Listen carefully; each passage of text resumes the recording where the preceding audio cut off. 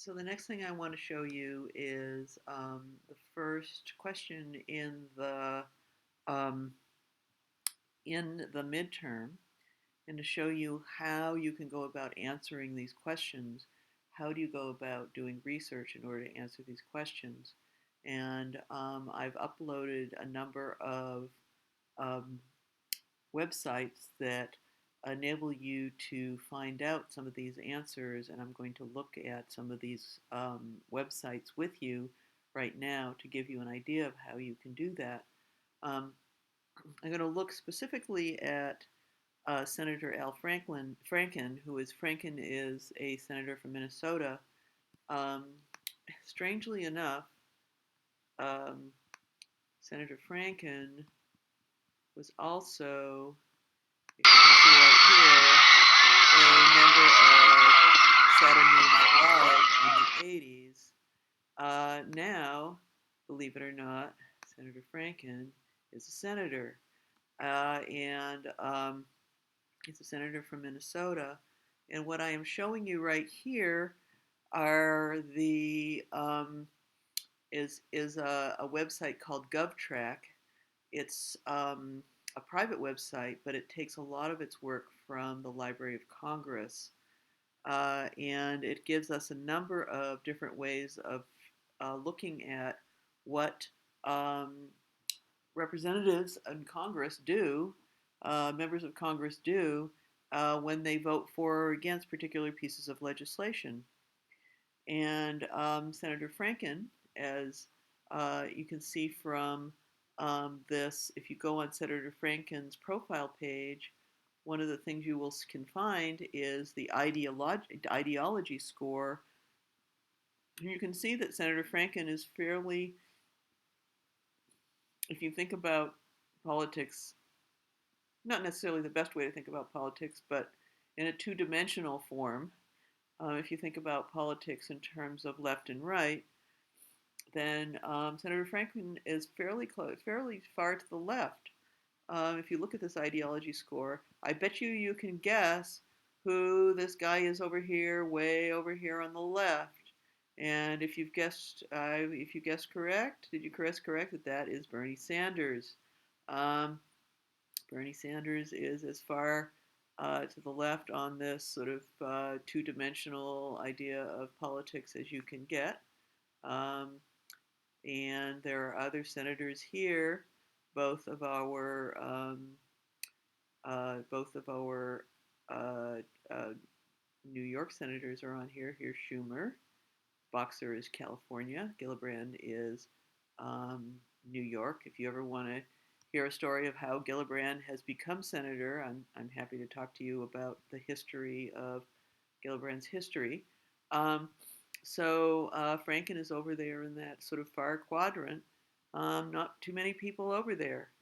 But it's kind of interesting that, as we saw, the environmental organizations are not necessarily in favor of the Energy Policy Modernization Act that we just went over. Yet Senator Franken voted to have that act reported out of committee. One of the things I want you to think about is, why did he do that? And I want you to think about that by looking at, you can look at Senator Franken's official website. You can see what he said or didn't say about the Energy Policy Modernization Act. You can look at, one of the other things I think you should look at um, is what he does say about energy in his on his own web page. You can also look at one of the uh, these are independent websites that sort of rate Senator Franken on various things, and you can look at his open secrets is really about where his money comes from. You can look at that.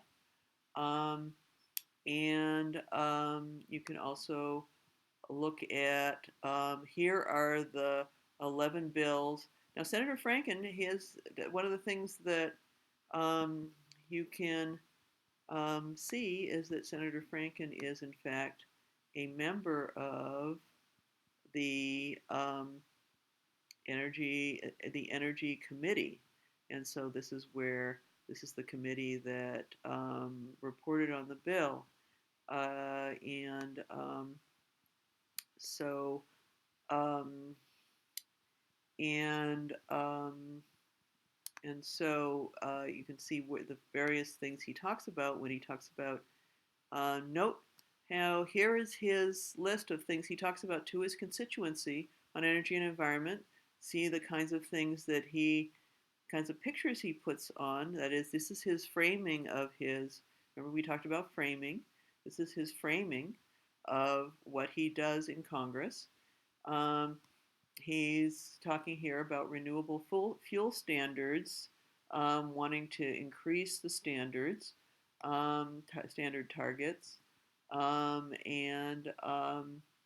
he's doing something here which I think is actually very important, which is that crude oil is being transported on trains now, particularly because do not have the Keystone pipeline, and so a lot of the oil is being transported on trains because the oil prices have gotten so low. There's a lot fewer trains. Um, by the way, some of those trains go down the Hudson River, and Riverkeeper, which is the group that is concerned about and the stewardship of the Hudson River, is very concerned about those trains. But there aren't quite as many of those trains at the moment. But if you look at the list of things he's concerned about in Minnesota, you can see there's an awful lot on energy. There's some on conservation. Note how there's nothing there on climate change. He does, he does vote on behalf of climate change issues, but he feels like he can't really talk about that too much to his constituency. And also, you can also see that he's not really crowing about his voting on the Energy Policy Modernization Act vote. These are the sorts of things that are important to see. And you should also, when you look at that, also look at um, what are his top contributors, and you look at um, the sorts of people who vote for his and Senator Franken is not high. His campaign funds are not very high. He gets a lot of small individual contributions. It would be very interesting to see where those contributions come from. Honestly, I contributed to Senator Franken last campaign of Senator Franken because I am somebody who would like to see more people on his part of the political spectrum, even though I'm not from Minnesota. But you can see that they're the source of funds here. And then you can, it'd be a good idea to take this and look at some of the other senators and see where their funds come from. If you take some of those, I'm hoping that if you look at various things about Senator Franken in these different pieces of information, and you looking at the report card and so on, that you might be able to get a good picture as to why Senator Franken, and in particular, I think it's important to look at the other um, bills that he has sponsored. And I want you to sort of think about that because when you're answering the question, the rest of the questions on the midterm, thinking about why certain people, certain members of Congress have voted for or against particular environmental legislation, one way to sort of figure that out is to look at the bills they have sponsored. And so to do that, you can just put in the name of the senator right here, and out comes the bills they have sponsored. And you can see from Senator Franken's bills that one of the things that's really of concern to his constituency is making sure that they get enough heat. Senator Franken's from Minnesota. Minnesota is very cold. One of the things his constituency worries about is that there will not be enough fuel available And in fact, there was during a particular period a couple of years ago, there were some issues with getting enough fuel up to the upper Midwest in order to make sure that they had enough to keep heating supplies at a decent and affordable price. So you can see that energy supply is, even though but also energy efficiency.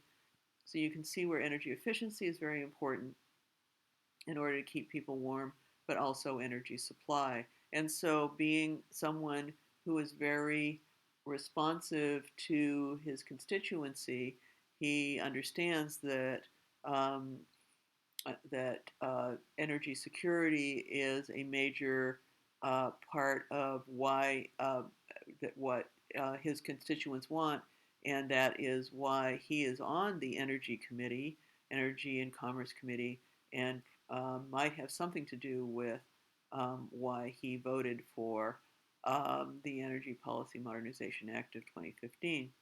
So, what I would suggest that you do when you're looking at these other questions is do some of that same kind of research. You're also welcome to look at um, other um, other things that are available, um, and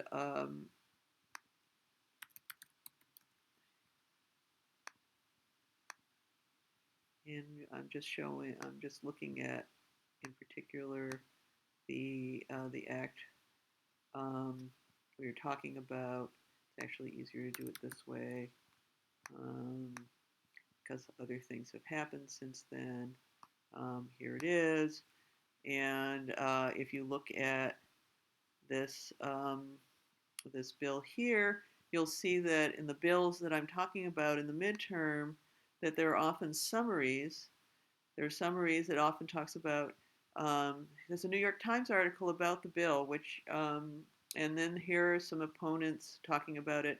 And you'll notice it's burning, one of the things they talk about is that the opponents are as bipartisan as the supporters.